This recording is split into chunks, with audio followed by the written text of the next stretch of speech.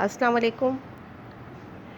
आज के इस वीडियो के अंदर हमारे पास हम लोग कोऑर्डिनेट प्लेन्स के बारे में बात करेंगे। और याद करें, मैंने आपको बताया था कि कोऑर्डिनेट प्लेन का मतलब क्या होता है। एक्चुअली ये ग्राफ है, और ग्राफ हमेशा जो होता है 3 प्लेन पे होता है, एक्स, वाई और जी, ठीक है ना। लेकिन आपके कोर्स आउटलाइन के अंदर हम एक्स प्लेन और वाई प्लेन के बारे में बात करेंगे। देखिए, ये मैंने आपको एक मॉडल ग्राफ जो है वो बुक से एक ग्राफ पेपर लिया, और मैंने आपको पहले भी बताया था कि देखिए, आपने जो मेरी लास्ट वीडियो जो लास्ट लेक्चर गए उसमें मैंने आपसे कहा था कि आप ग्राफ बुक को परचेज़ कर लीजिए, ठीक है ना, क्योंकि इसके बगैर आपको ये समझ आएगा नहीं। लेकिन आई डोंट नो वाई कि आपने परचेज़ किया या नहीं किया। बहरहाल, ग्राफ बुक के बगैर आपको ये कोऑर्डिनेट समझ नहीं आएंगे। तो जब हम प्लेन्स के बारे में पढ़ रहे होते हैं तो हमारे पास 2 तरह के प्लेन होते हैं, एक्स प्लेन,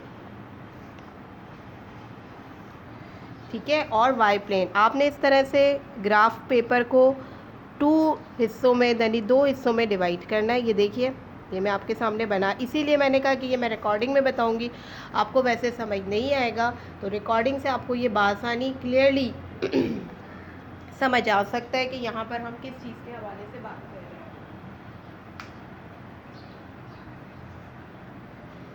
तो यहाँ देखिए, हमने सबसे पहले ग्राफ को 2 हिस्सों में डिवाइड कर दिया। ये जो है ना, ये वाली लाइन, ये हमारी कहलाती है एक्स एक्सिस, ठीक है, और ये लाइन हमारी कहलाती है वाई एक्सिस, ठीक है ना, एक्स एक्सिस और वाई एक्सिस। इसी हवाले से हमारे पास जो क्वाड्रेंट्स होते हैं, 4 क्वाड्रेंट्स होते हैं, मैंने आपको लिखवाया था ना क्वाड्रेंट्स। 4 क्वाड्रेंट्स होते हैं हमारे पास, ये फर्स्ट, ये सेकंड, ये थर्ड और ये फोर्थ क्वाड्रेंट। होता है क्या है, देखें, ये हमारे पास एक्स है तो ये प्लस का होगा, ये वाई है तो ये प्लस का होगा, ये वाला एक्स नेगेटिव होगा, ठीक है, ये वाला वाई नेगेटिव होगा। यानी नीचे वाई जो है जितने भी नंबर आएंगे वो नेगेटिव के आएंगे, और इस तरफ जितने भी नंबर आएंगे वो एक्स के नेगेटिव आएंगे, और इस तरफ जितने भी आएंगे वो पॉजिटिव आएंगे। कहने का मकसद ये, और ये जो एक सेंटर पॉइंट है जहाँ पर ये दोनों कट कर रहे हैं, ये कहलाता है ज़ीरो। ये सबका ओरिजिन होता है, ठीक है, ये पॉइंट हमारा ओरिजिन पॉइंट होता है, एक्स का भी और वाई का भी। यानी एक्स प्लेन हो या वाई प्लेन हो, zero is the origin, zero उसका ओरिजिन होता है, राइट। अब जैसे सपोज दैट, ठीक है ना, मेरे पास जो क्वाड्रेंट है, अगर मेरे पास क्वाड्रेंट, सपोज उन्होंने बोला भाई ये क्वाड्रेंट है आपके पास 1 और 2, ठीक है, ये क्वाड्रेंट है। अब आप देखें, दोनों देखें, ये पहला जो होता है ये एक्स होता है, दूसरा वाई होता है, सही है। अब आपने देखा कि ये एक्स भी जब कोई साइन नहीं है तो प्लस है, ठीक है, वाई में भी जब कोई साइन नहीं है तो प्लस है। तो आपने देखा कि यार एक्स भी प्लस है और वाई भी प्लस है, तो ये कौन से क्वाड्रेंट में आएगा, ये वाले क्वाड्रेंट में आएगा, ठीक है। यहाँ पर एक्स भी प्लस है और वाई भी प्लस है। तो लेने का तरीक़ेकार क्या होता है, ये देखिए, जैसे 1 और 2 है, हम यहाँ पे ना नंबर्स लेते हैं। ग्राफ बनाते वक्त आपने क्या होता है, इक्वल स्क्वायर से एक एक नंबर लेना होता है। अब जैसे मैं यहाँ सपोज, ये पूरा एक स्क्वायर है, ठीक है ना, ये पूरा एक स्क्वायर, इसके बराबर ये 1 लिया, फिर ये दूसरा 2, फिर ये 3, फिर ये 4, फिर ये 5, फिर ये आ गया 6। इसी तरह से यहाँ पर भी लेंगे हम 1 2 3 4 5 6, और आगे बढ़ते चले जाएंगे, आपकी मर्ज़ी है, ठीक है। चूँकि अभी मेरे पास यहाँ पे सिर्फ 1 और 2 नंबर है, यही चीज़ यहाँ पर भी होगी। यहाँ हो जाएगी -1 -2 -3 -4 -5 -6, ठीक है। इसी तरीके से यहाँ पर भी -1 -2 -3 -4 -5 -6 -7 -8 और आगे जो भी। यानी कहने का मकसद ये कि अगर माइनस के साइन होंगे तो यहाँ पर, यानी -x अगर हमारे पास माइनस में होगा तो वो हम इधर लेंगे, और y माइनस होगा तो हम इधर लेंगे। अब यहाँ पे हमारे पास जो नंबर आ रहा है वो है 1 और 2। तो 1 और 2 हम किससे, देखो ये x से। ग्राफ के अंदर पॉइंट लेने का तरीक़ेकार क्या होता है कि x प्लेन पे हम स्केल रखते हैं और y पे पॉइंट लाए करते हैं। तो देखिए, हमारे पास x से 1, तो ये 1 आ गया, ये x है ना, और ये 1 आ गया, ठीक है। 1 पे क्या लेना है हमें, 2 ये रहा, तो ये आपने स्केल रखा और ये आ गया आपका पॉइंट, इसको हम यहाँ पर मिला देंगे, ठीक है। तो हमारे पास ये क्वाड्रेंट पॉइंट आ गए। जहाँ पे कहाँ मौजूद है 1 और 2। यानी कहने का मकसद ये फर्स्ट कोऑर्डिनेट है जिसमें x और y दोनों ही क्या है, प्लस है। समझ आ रही है बात। लेकिन अगर मैं आपसे ये कह दूं कि भाई अब मेरा कोऑर्डिनेट जो है वो क्या है, -1, ठीक है ना, और -3, तो अब देखो मैंने क्या -1 और -3 लिख दिया, तो इसका मतलब ये x की जगह है और ये y की जगह है। समझ रहे हैं बात को। तो x क्या है -1 और y क्या है -3, तो माइनस की जगह कहाँ है, ये है ना, ये x माइनस है और ये y माइनस है। तो x क्या है -1 कहाँ है मेरे पास, ये रहा, ठीक है ना, और -3 कहाँ आएगा, नीचे आएगा। तो ये देखो ये हमारे पास, ये इसको इससे मिला दिया, ये दूसरा पॉइंट आ गया। समझ रहे हैं बात को। तो ये कोऑर्डिनेट हमारा क्या बना, -1 और -3, जिसके अंदर x और y दोनों ही क्या है, माइनस है। तो इस हवाले से हमारे पास जो कोऑर्डिनेट होते हैं ना वो 4 होते हैं। इसी तरीके से ये वाला जो कोऑर्डिनेट है मेरा यहाँ पे देखो y प्लस है और x नेगेटिव है, ठीक है ना। यहाँ पे y, अगर मैं ये इसको यहाँ पे +3 कर दूँ तो ये वाला कोऑर्डिनेट बन गया। अब यहाँ पे -1 ये रहा, और क्या लेना है, +3 यहाँ होगा। -3 था तो नीचे था, +3 है तो ऊपर होगा। तो ये -1 और ये +3, ये पॉइंट आ गया। तो ये हमारा कौन सा कोऑर्डिनेट हुआ कि जहाँ पर हमारे पास x नेगेटिव और y पॉजिटिव है, ठीक है ना। तो ये हमारा एक और कोऑर्डिनेट हो गया। तो इस हवाले से अगर आपके पास नंबर आ जाए और वो ग्राफ में बने हुए हों और वो आपसे पूछे भाई ये किस कोऑर्डिनेट के अंदर है, ठीक है ना, जैसे मैंने ऊपर बताया ये 1 और 2 है, ठीक है ना, ये -1 और 3 दिया हुआ है। तो आपने ये देखना है कि भाई x और y प्लस में है माइनस में है तो किस तरफ आएगा। तो अगर आपको ये ग्राफ बनाना आता होगा तो आपके लिए जो है वो ये चीज़ सॉल्व करना बड़ी आसान हो जाएगी। तो ये चीज़ आपने अपने जहन में अच्छी तरह याद रखनी है कि ये वाला हिस्सा x प्लस होता है, ये वाला हिस्सा x माइनस होता है, ठीक है ना, ये हमारा y प्लस होता है और नीचे वाला y नेगेटिव होता है। यानी ऊपर की तरफ जितने नंबर आएंगे y के वो प्लस होंगे, नीचे जितने भी आएंगे वो y के माइनस होंगे। तो इसे हम कहते हैं कोऑर्डिनेट प्लेन। सही है, जो आपको पॉइंट बताता है। इसी तरह ज़ीरो जो होगा ना, चाहे एक्स प्लेन हो चाहे वाई प्लेन हो, सबका जो ज़ीरो होगा वो आपका ओरिजिन पॉइंट होगा। सही है, ये सबका ओरिजिन होता है। तो जब कभी भी ग्राफ प्लॉट किया जाता है या कोऑर्डिनेट प्लेन जो है वो बनाया जाता है तो उसमें ना इन सब चीज़ों का ख्याल रखा जाता है कि कोई भी वैल्यू अगर दे दी, जैसे -3 -4 दे दिया, अब आपके जहन में बैठ जाए कि पहली x होती है दूसरी y होती है, तो x हो गया -3 और y हो गया -4, यानी जो भी नंबर दिए। अब जैसे मैं यहाँ सपोज सिंपल सा लिख दूँ, अगर मैं यहाँ पे सिंपल सा ऐसे ही कुछ लिख दूँ, जैसे मैं यहाँ लिखूँ -4 -2, तो ये देखकर ही आपको समझ जाना चाहिए कि भाई ये कौन से कोऑर्डिनेट प्लेन में आएंगे, कि ये इधर वाले में आएंगे, इधर वाले में आएंगे। क्या देखो, ये पहला x होता है दूसरा y होता है। अब x नेगेटिव है तो ये इस तरफ आएगा, y नेगेटिव है तो ये नीचे की तरफ आएगा। यानी ये कौन से कोऑर्डिनेट का हिस्सा होंगे, इस वाले कोऑर्डिनेट का हिस्सा होंगे, जहाँ पर x और y दोनों ही नेगेटिव होंगे।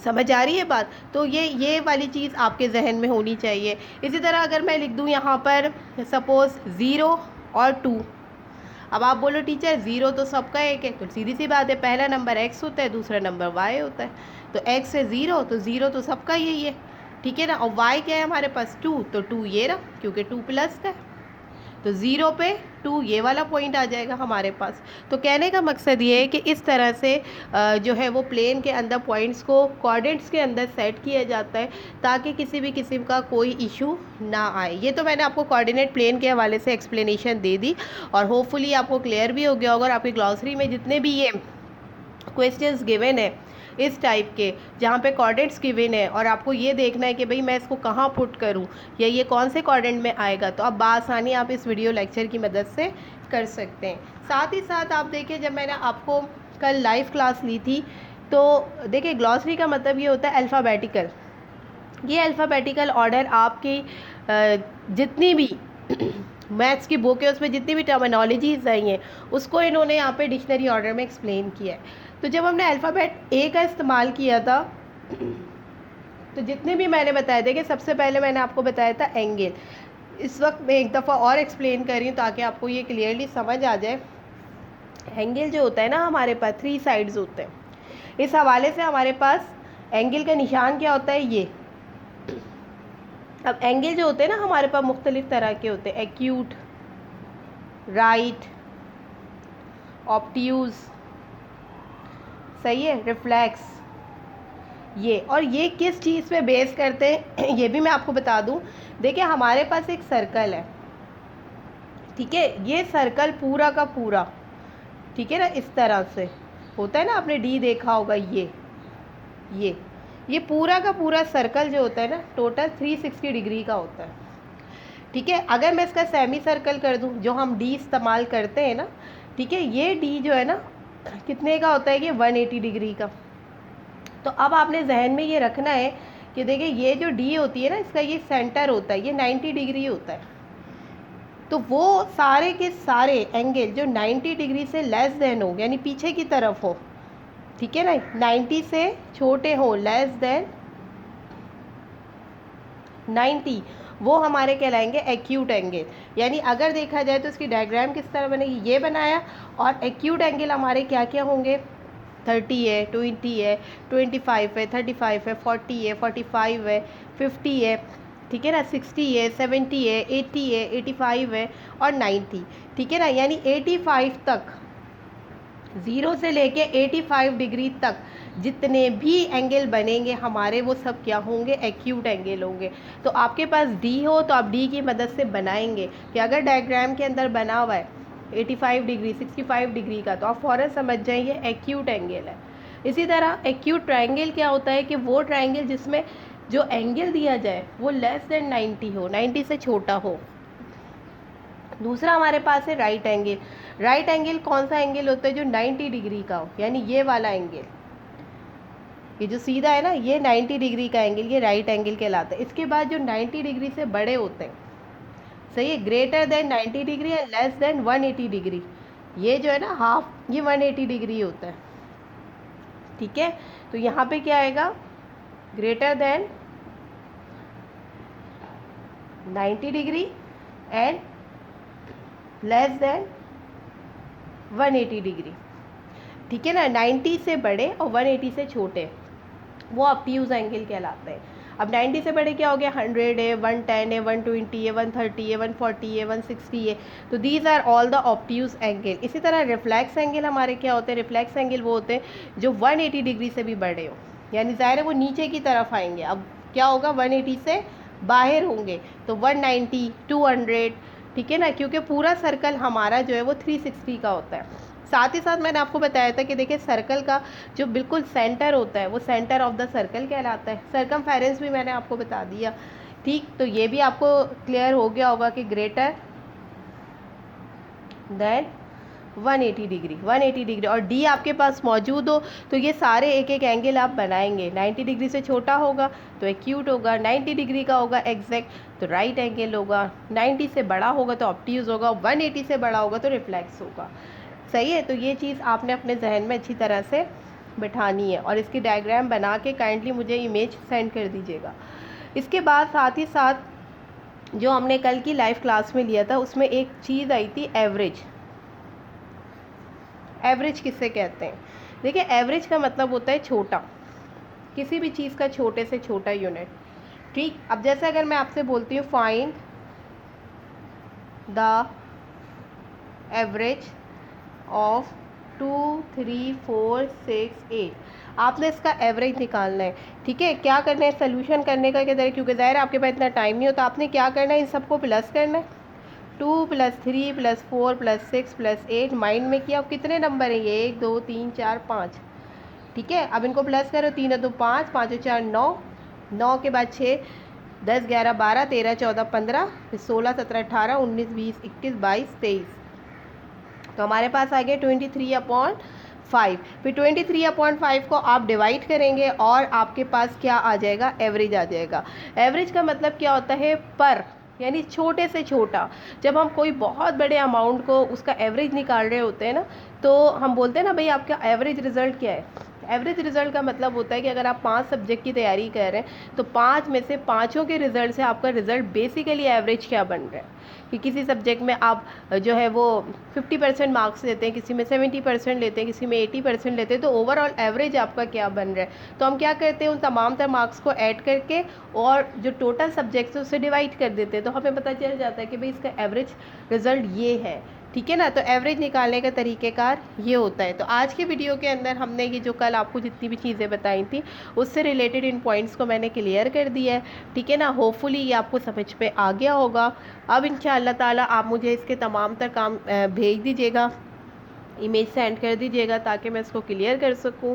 ठीक है। रिलैक्स होकर दोबारा से अच्छी तरीके से तैयारी करें, घबराएं नहीं, और जो क्वेश्चन दिया जाए उसे पढ़ें, करीब तर जो भी आपको आंसर लग रहा है उस पर क्लिक करें ताकि कम से कम आप 50% मार्क्स तो सिक्योर कर सकें ना। अब दायरा इतने दिनों से आपके साथ इतना सारा काम किया जा रहा है, इतना टाइम आपको दिया जा रहा है, सबसे ज़्यादा मैथ्स के ऊपर स्टडी किया जा रहा है, तो कम से कम आप 50% मार्क्स तो ले ना, यानी अपने दिमाग को इस्तेमाल कीजिए। दायरे टीचर वहाँ मौजूद थोड़ी होगी, उसने तो आपको प्लान करके दे दिया सब कुछ, तो लिहाजा ये अब आपकी रिस्पॉन्सिबिलिटी है कि आप अपने दिमाग को हाजिर रख के पढ़कर समझकर नियरर आंसर पे जाइए। ये नहीं सोचें कि यार मैं सॉल्व करने बैठ रहा हूँ और आप टाइम सारा आपका चला जाता है।